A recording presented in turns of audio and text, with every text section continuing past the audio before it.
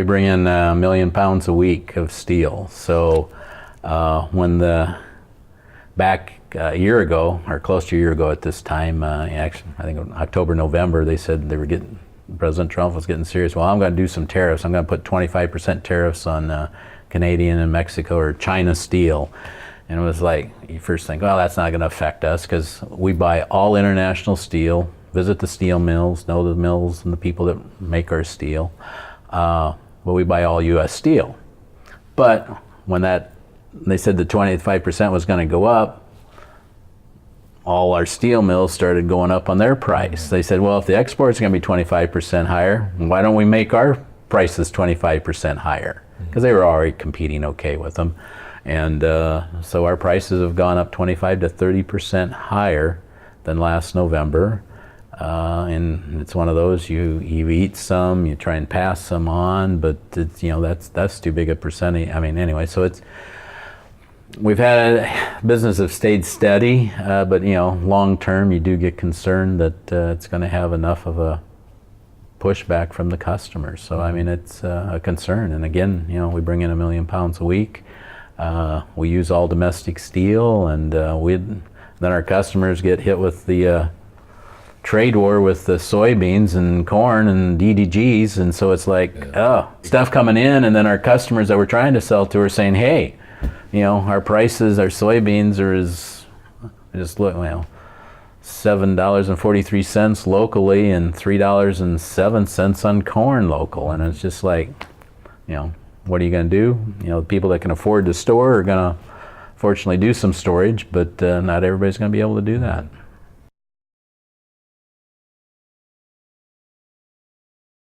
I'd feel more comfortable if I really knew what the end game was. I keep hearing that China is doing things with our intellectual property, which, I mean, we're always, that concerns us. I mean, yeah, things need to be different, but what I will say is that China's not doing it as a low-cost producer anymore. Like at one time, the 80s and 90s, they were low-cost producers.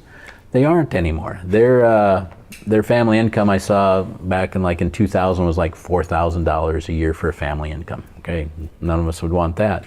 Now it's $14,000.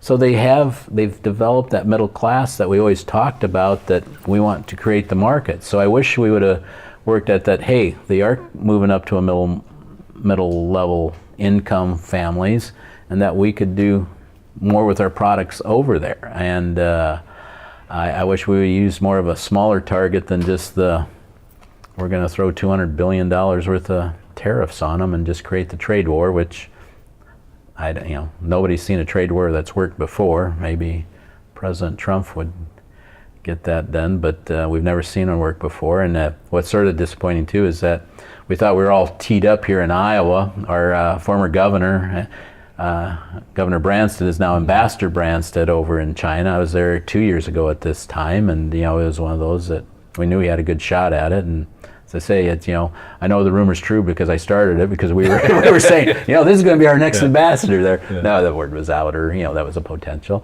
And so we'd have Ambassador Branstad there, and then actually we were part of the old friends from 1985 when the current president of China, Xi Jinping, toured Iowa. And he came here to the plant, visited the plant here, and he was actually out on my farm.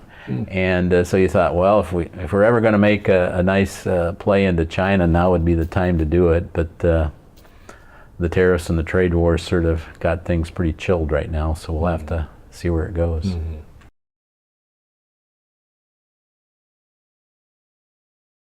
Yeah, I met with Secretary Wilbur Ross. He was a steel guy, and actually one time when I met him, I had him sign one of the computer mouse pads that his company had put out. And so when I was into Washington, D.C. A year ago, I said, hey, you want to sign this for me? So anyway, but I know he's been supportive of the tariffs, but I think the president's still the one that still is the one that says, boom, not good enough.